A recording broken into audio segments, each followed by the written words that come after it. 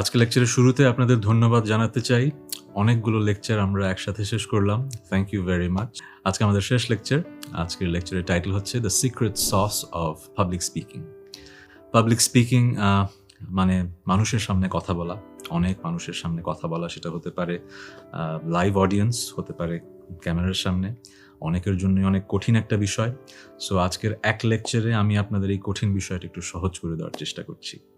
So আমার জীবনের যে অভিজ্ঞতা সেখান থেকে এবং আমার যা পড়াশোনা সেখান থেকে আমি বেশ কয়েকটা টিপস বাছাই করে নিয়েছি, যেগুলো শুনলে এবং আত্মস্থ করলে আপনার পাবলিক স্পিকিং ইমপ্রুভ করবে। চলুন শুরু করি।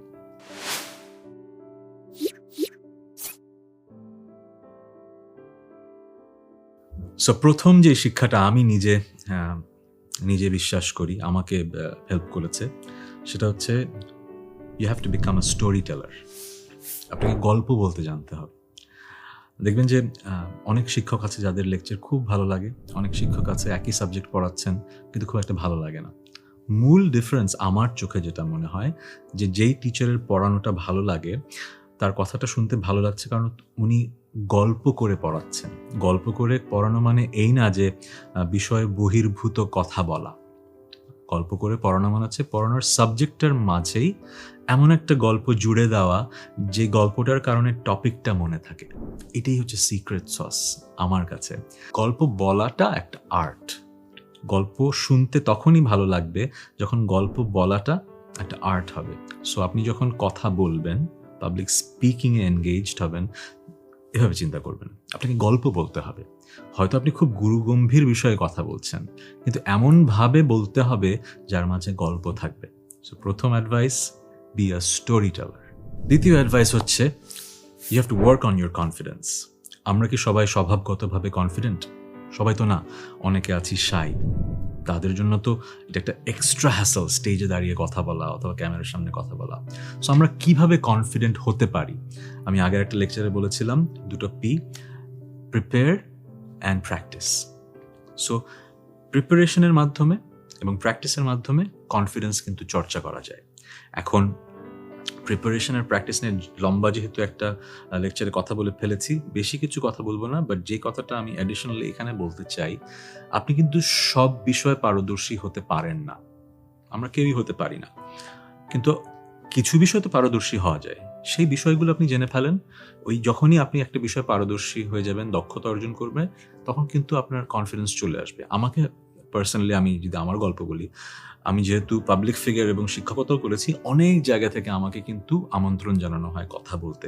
আমি কি সব জায়গায় যাই? আমি কিন্তু সব জায়গায় যাই না। আমি যখন বুঝি যে একটা বিষয় আমার ন্যূনতম পড়াশোনা আছে, ন্যূনতম যোগ্যতা আছে কথা বলার, তখন আমি বলি যে ঠিক আছে, আমি আমন্ত্রণটা গ্রহণ করলাম। কিন্তু এরকম অনেক জায়গা থেকে আমার আমন্ত্রণ আসে, আমি কিন্তু গ্রেসফুলি মানা করে দিই যে আমার আসলে এই বিষয় নিয়ে পড়াশোনাটা যথেষ্ট নেই এবং এই বিষয়ে এক্সপার্ট ওপিনিয়ন দেওয়ার মতো কোনো পজিশনেও আমি নেই। সো আমাকে ক্ষমা করবেন, এই প্রোগ্রামে আমি কথা বলতে যেতে চাই না এবং আমি আসলে হয়তো অন্য কাউকে রেফার করে দিই যে এই মানুষটা হয়তো এই বিষয়ে আপনার অনুষ্ঠানে কথা বলতে পারবেন। সো কনফিডেন্স মানে প্রিপারেশন নেওয়া, প্র্যাকটিস করা সেই সব বিষয়ে, যেসব বিষয়ে আপনি দক্ষতা অর্জন করতে পারেন।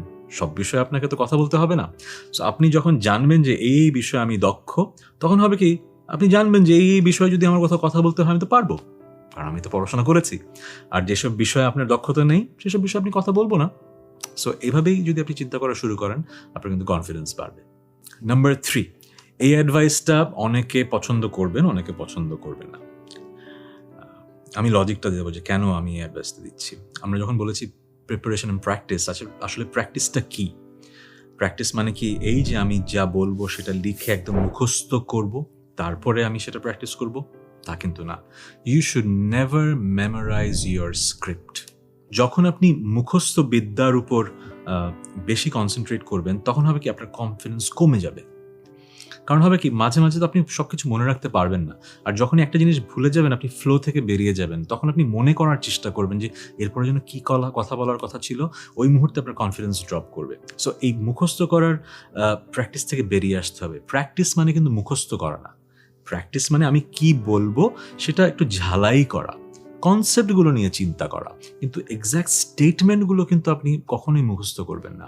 আপনি জেনে ফেলবেন যে এই বিষয়ে আমার 7-8টা বিষয় নিয়ে কথা বলতে হবে, এই বিষয়ে বলার সময় এই গল্পটা করব, এই বিষয়ে বলার সময় এই গল্প করব, এই বিষয়ে বলার সময় এই গল্প বলবো। সো আপনি শুধু গল্পগুলো মনে রাখবেন, এবং আপনি তো গল্পগুলো 1-2বার চিন্তা করেছেন, বলে ফেলেছেন, কিন্তু যদি আপনি স্ক্রিপ্ট লিখে স্ক্রিপ্টের শব্দগুলো, স্টেটমেন্টগুলো মুখস্থ করেন, তাহলে কিন্তু আপনার কনফিডেন্সও কমবে, এবং কোনো না কোনো জায়গায় যখন ডেলিভার করছেন আপনার স্টেটমেন্ট যদি একটু ভুলে যান, আপনি দেখবেন যে খেই হারিয়ে ফেলছেন। সো প্র্যাকটিস করবেন, গল্পটা মাথায় নেবেন স্টোরি টেলার হওয়ার জন্য, কিন্তু গল্পের শব্দগুলো একটার পর একটা যেন আপনার মাথায় মুখস্থ হিসেবে না থাকে। ওকে, আপনি তো গল্প বলবেন, কিন্তু গল্প বলতে গেলে একটা সুন্দর ভূমিকা তো লাগবে। সো যে কোনো জায়গায় যখন পাবলিক স্পিকিংয়ে আপনি আমন্ত্রিত হবেন, আপনাকে অ্যাটলিস্ট সুন্দর একটা ভূমিকা, ইন্ট্রোডাকশন মাথায় নিয়ে যেতে হবে। এবং সুন্দর ইন্ট্রোডাকশন কিভাবে আপনি জাজ করবেন? যে ইন্ট্রোডাকশনটা বিল্ডস অ্যান্টিসিপেশন, আগ্রহ তৈরি করে, এমন একটা ইন্ট্রোডাকশন দেবেন যেটা শুনলে যারা অডিয়েন্স তারা আগ্রহী হবে শুনতে, কারণ অনেকক্ষণ তো আপনার সামনে তারা বসে থাকবেন। সো তারা যদি শুরুতেই আগ্রহটা হারিয়ে ফেলেন, তাহলে তো আপনি তাদের ধরে রাখতে পারবেন না। তাদের মনে হতে হবে যে আমি যে এখানে বসে আছি, আমি আসলেই ওনার কথা শুনতে চাই। সো ইন্ট্রোডাকশনটা খুব important, it has to build anticipation. এরপরে যখন আপনি গল্পগুলো বলবেন, অথবা যেই কন্টেন্টটি আপনি শেয়ার করছেন, আপনি কন্টেন্টগুলো শেয়ার করছেন, it has to have a common thread. আপনার একটা গল্প থেকে যে আপনি একটা গল্পে যাচ্ছেন, মানুষ যেন বুঝতে পারে প্রত্যেক গল্পে একটা কমন কিছু আছে, কমন একটা পারপাস, কমন একটা চিন্তা, কমন একটা থিম, যেন সে বুঝতে পারে। খেই হারিয়ে ফেললেও হঠাৎ হঠাৎ এমন হতে পারে আপনার শ্রোতা অন্য কিছু চিন্তা করছেন, অন্য মনস্ক হয়ে গেছেন, তিনি যেন ফেরত আসতে পারেন। তার যেন মনে হয় যে একবার হারিয়ে গেলে আমি যেন হারিয়ে গেলাম তা না, সে যেন ফিরে আসতে পারে। সো পুরো গল্পে, পুরো স্পিচে আপনার একটা কমন থ্রেড থাকতে হবে। কমন থ্রেডটা কি? যেরকম আমার এই লেকচারে, প্রত্যেক লেকচার কিন্তু অনেক বিষয়ে কথা বলছি, কিন্তু একটা কমন থ্রেড কিন্তু প্রত্যেক লেকচারে থাকে। যেমন আজকের লেকচারের কমন থ্রেড হচ্ছে একটা অডিয়েন্সের সামনে দাঁড়িয়ে অথবা ক্যামেরার সামনে দাঁড়িয়ে যখন কথা বলবেন, কিভাবে কথা বলবেন। হঠাৎ করে যদি এই ভিডিওতে একটা পজও পড়ে যায়, ধরেন আপনার কলিং বেল বাজলো, আপনি বাইরে যেয়ে আবার ফেরত আসলেন, আপনি কিন্তু যেখানে পজ দেওয়ার কথা ছিল আপনি পজ দেননি, তাও যদি আপনি শুরু করেন, আপনি কিন্তু বুঝতে পারবেন যে কি নিয়ে কথা হচ্ছে, আপনি তো খেই হারিয়ে যাবে না। ওকে, সো ইন্ট্রোডাকশনটায় অ্যান্টিসিপেশন বিল্ড করেছেন, পুরো গল্পে একটা থ্রেড ছিল, এখন কি? Conclusion. The conclusion has to be impactful. আপনি যে এতক্ষণ এতগুলো মানুষের সময় নিলেন, এই সময়টা যে তার জন্য ইম্পর্ট্যান্ট ছিল এটা আপনি বোঝেন, এবং আপনি কিছু একটা শেয়ার করতে চেয়েছেন যেটা তার জীবনকে এম্পাওয়ার করবে, এবং করতে পেরেছে, এই প্রমিসটা দিয়ে আপনাকে ক্লোজ করতে হবে। সেটা ডিরেক্টলিও হতে পারে, সেটা ইনডিরেক্টলিও হতে পারে। আপনার বোঝাতে হবে যে এতক্ষণ আপনি যেটা বললেন সেটা কেন তাৎপর্যপূর্ণ ছিল, এবং কি মেইন পয়েন্ট আপনি আসলে শেয়ার করতে চেয়েছেন। Conclusion has to be impactful. Public speaking আরেকটা ব্যাপার খুব গুরুত্বপূর্ণ, যেটা নিয়ে আমি আগের কয়েকটা লেকচারে কথা বলেছি, বডি ল্যাঙ্গুয়েজ, নন ভার্বাল কিউজ। আপনি যখন কথা বলছেন, আই কন্ট্যাক্টটা কীরকম হবে, এই ব্যাপারে আসলে কথা বলতে গেলে ডিফারেন্ট স্কুল অফ থট চলে আসবে।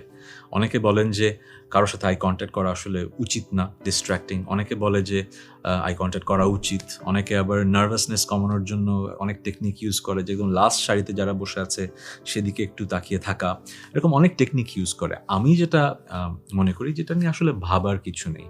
আপনার আই কন্ট্যাক্ট তো অডিয়েন্সের সাথে হবেই, you have to work the room. শুধু একজনের দিকে এক জায়গায় তাকিয়ে থাকাটা আসলে ঠিক হবে না। You have to treat the audience as one, so as if সবাই আপনার কথা শুনছে এবং আপনি সবার দিকেই তাকিয়ে আছেন। But you might want to pick one or two responsive faces, যেই ফেসগুলো আপনি বুঝতে পারছেন রেসপন্ড করছে। তাহলে হবে কি, আপনি বুঝতে পারবেন কোন কথাটা মানুষ বুঝতে পারলো, কোন কথাটা বুঝতে পারলো না। যদিও এটা one way communication, public speaking, তার মাঝেও কিন্তু টু ওয়ে কমিউনিকেশনের সুযোগ আছে। যারা খুব ইন্টেলিজেন্ট পাবলিক স্পিকার, তারা কিন্তু এটা they can read the room like that.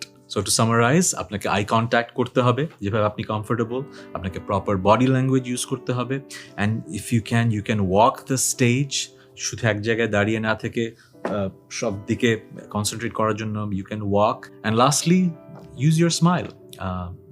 A smile is very powerful to show confidence and to have command over your audience. ওকে, এরপরের পয়েন্টটা হচ্ছে আমার মনে হয় এটা আমার ইন্ডিভিজুয়াল একটা অবজারভেশন। আমি অনেক সময় দেখেছি অনেক মানুষ স্টেজে উঠেই they start to apologise and they concede defeat. এই কাজটা আমার মনে হয় ডেট্রিমেন্টাল টু দ্য প্রসেস। অনেকে ভাবেন যে এটা বিনয়ী হবার একটা অংশ, কিন্তু এই জায়গাটায় আমি বিনয়ী হতে চাই না। স্টেজে উঠেই যদি আপনি বুঝিয়ে দেন অডিয়েন্সকে যে আপনার প্রিপারেশন কম, আপনি এই বিষয়ে জানেন না, তাহলে আসলে আপনি শুরুতেই তো ইউর কনসিডিং ডিফিট। তাহলে শুরুতেই বুঝিয়ে দিচ্ছেন যে আমার সাথে এতক্ষণ যে থাকবেন আমি আসলে এই বিষয়ে খুব একটা জানি না অথবা আমার প্রিপারেশন নাই, তাহলে ওনারা শুনতে উদ্বুদ্ধ হবেন কেন? সো এই কাজটা করবেন না। Do not concede defeat. যখনই স্টেজে উঠবেন আপনি প্রিপারেশন থাকুক কি কম থাকুক, আপনার বোঝাতে হবে যে আপনি যতটুকু প্রিপারেশন আছে ইটস ওয়ার্থ দেয়ার টাইম। এটা আপনাকে করতে হবে। এরপর হচ্ছে এনগেজমেন্ট। যদিও আমরা পাবলিক স্পিকিংকে ওয়ান ওয়ে কমিউনিকেশন বলি, এখানেও এনগেজমেন্টের সুযোগ আছে উইথ কোয়েশ্চেন্স। আমি যেটা করি, আই টেক পজ এবং মাঝে মাঝে আমি জিজ্ঞেস করি। এমন না যে আমি যে প্রশ্নটা জিজ্ঞেস করছি তার উত্তর আমি চাচ্ছি সবার কাছ থেকে, কিন্তু এমন প্রশ্ন করা যায় যার উত্তর হ্যাঁ বা না হয়, যেখানে অডিয়েন্স কিন্তু একসাথে হ্যাঁ বলতে পারে, না বলতে পারে। সবচেয়ে বেসিক উদাহরণ হচ্ছে আমি কি বোঝাতে পারছি, এই কোয়েশ্চেনটা করা। আপনারা কি বুঝতে পারছেন, অথবা পেছনে কি ঠিকভাবে শোনা যাচ্ছে? এই যে কথাগুলো মাঝে মাঝে এগুলো বললে হয় কি, you can bring back the people who you lost. অনেক সময় হয় কি 100 জনের মাঝে অনেকে হয়তো কনসেন্ট্রেট করতে পারছে না। এভাবে যদি পজ নিয়ে এনগেজ করার চেষ্টা করেন উইথ কোয়েশ্চেন্স, মানুষ কিন্তু আবার আপনার স্পিচে ফেরত আসবে। সো এই ছিল কিছু স্পেসিফিক গাইডলাইন্স, কিন্তু এছাড়াও দুটো পয়েন্ট আছে যেটা আমি মনে করি অত্যন্ত গুরুত্বপূর্ণ, যেটা আমি আমার নিজের জীবন থেকে শিখেছি। তার মধ্যে একটা হচ্ছে টেম্পোরাল বায়াস। টেম্পোরাল বায়াসটা বিভিন্ন ডিসিপ্লিনে বিভিন্নভাবে ইউজ হয়। অনেক রিসার্চ ফিল্ডে এই জার্গনের স্পেসিফিক মিনিং আছে, আমি সেই মিনিংয়ে যাচ্ছি না। আমি এই বায়াসটা বলতে বোঝাতে চাচ্ছি সময়ের বায়াস। সময়ের বায়াস মানে হচ্ছে আপনি যখন এই স্পিচটা দিচ্ছেন সেই সময়ের মানুষের জন্য কি শুধু এই কথাটা প্রযোজ্য, এটাকে আপনাকে ভাবতে হবে। এটা হয়তো আগে ভাবতে হতো না খুব একটা, এখন খুব ভাবতে হয়। কারণ কি, এখন স্পিচটা হয়তো ভিডিও রেকর্ডেড হচ্ছে, কোথাও না কোথাও থেকে যাচ্ছে। সো এই কথাটার ইন্টারপ্রিটেশন কিন্তু আজকেও হবে, আবার অনেকদিন পরেও হবে। সো আজকে যেটা আপনি ভাবছেন ঠিক, 20 বছর 50 বছর পরে তো ঠিক নাও হতে পারে। আমি একটা এক্সাম্পল দিয়েছিলাম একটা লেকচারে টক্সিক ম্যাসকুলিনিটি নিয়ে, যে একটা সময় টক্সিক ম্যাসকুলিনিটিটা খুব নর্মাল ছিল, এখন সেটা নর্মাল না। সো সেই সময়কার কোনো ক্যাম্পেইন বা স্পিচ দেখলে আপনার মনে হবে যে খুব বাজে একটা স্পিচ ছিল সেটা। সো আমাকে যখন আজকে কথা বলতে হচ্ছে, আমাকে কিন্তু চিন্তা করতে হচ্ছে যে আমি যে এই কথাটা বলছি এটা কি আসলে will it stand the test of time. সবসময় যে আমি ঠিক প্রেডিক্ট করছি তা না, কিন্তু এই কথাটা আপনাকে মাথায় নিয়ে কিন্তু পাবলিক স্পেসে কথা বলতে হবে, সেটা ক্যামেরার সামনে হোক, সেটা অডিয়েন্সের সামনে হোক। আপনার কথাটা যেন আজকের জন্য তাৎপর্যপূর্ণ হয়, আজ থেকে অনেক বছর পরের জন্য যেন তাৎপর্যপূর্ণ হয়। আর লাস্ট যে গুরুত্বপূর্ণ অ্যাডভাইসটা শেয়ার করতে চাই সেটা হচ্ছে পলিটিক্যাল কারেক্টনেস। অনেক সময় হয় কি, আমি আমার মতবাদ বিশ্বাস করি বলে ওই মতবাদটা অনেকের উপর চাপিয়ে দিতে চাই। সেটা আমি এই অডিয়েন্সে পারবো কি না, সেই ডিসিশনটা আপনাকে নিতে হবে। আমি বলবো না যে পারবেন না, অনেকে আছেন সেটা সুন্দর করে করেন এবং কনফ্লিক্ট তৈরি করেন। যেরকম টুইটারে কিন্তু জর্ডান পিটারসন ব্যান্ড হয়েছিলেন, তার কিছু মতবাদ ভেরি কন্টেনশিয়াস, কিন্তু অনেক মানুষ আছেন তার অসম্ভব ভক্ত, তাদের কাছে সেই কথাগুলো খুবই প্রিয়। আবার অনেক মানুষ আছেন তার কথাগুলো একদমই পছন্দ করেন না, যেরকম ফেমিনিস্টরা তার কথা একদমই পছন্দ করেন না। এখন তিনি এমন একটা জায়গায় আছেন, তিনি একটা মতবাদ প্রমোট করতে চান। সো তিনি এরকম কন্টেনশিয়াস কঠিন বিষয়ে কনফ্রন্টেশন ক্রিয়েট করবে এরকম বিষয়ে কথা বলতে পারেন, এটা তার ইচ্ছা। কিন্তু আপনি সেটা বলবেন কিনা সেটাও আপনার ইচ্ছা। বাট আমি আপনাকে যেটা বলতে চাই, আপনি যখন একটা নিউট্রাল জায়গা থেকে কোনো স্পিচ দিচ্ছেন, কোনো এজেন্ডা প্রমোট না করে, তাহলে আপনাকে কিছু স্পেসিফিক টপিক কিন্তু অ্যাভয়েড করে কথা বলা উচিত। কাউকে অফেন্ড করবে, কোনো পলিটিক্যাল গ্রুপ, কোনো আইডিওলজিক্যাল গ্রুপ কাউকে অফেন্ড করবে, এরকম কথা থেকে বিরত থাকতে হবে। যদি বলতেই হয়, আপনার এই মতবাদের কথাও ঠিকভাবে প্রেজেন্ট করতে হবে, তার বিপরীতে যেই মতবাদ আছে তার কথাটাও ঠিকভাবে প্রেজেন্ট করতে হবে। হ্যাঁ, আমরা সবাই মানুষ, আমাদের সবারই একটা মতবাদ থাকে বিভিন্ন বিষয়ে, আমরা সেই মতবাদ প্রমোট করতে চাই, এটা আমি তো সুগার কোট করবো না, কিন্তু আমি যেহেতু একটা জেনারেল লেকচার নিচ্ছি, আমি আপনার কমিউনিকেশনটা স্মুথ হোক সামনে সেটা চাচ্ছি, এবং কনফ্রন্টেশন তৈরি হোক সেটা চাচ্ছি না। এই কারণে আমি আপনাকে বলছি এমন কোনো বিষয়ে কথা বলবে না যেটাতে বিভেদ তৈরি হয়। সো এই ছিল the secret sauce of public speaking এবং আমাদের কোর্সের শেষ লেকচার। একটা ছোট্ট গল্প দিয়ে শেষ করব। আমার মনে আছে ছোটবেলায় আমার একজন শিক্ষক ছিলেন, একই গল্প বারবার বলতেন, তখন খুব বিরক্ত হতাম।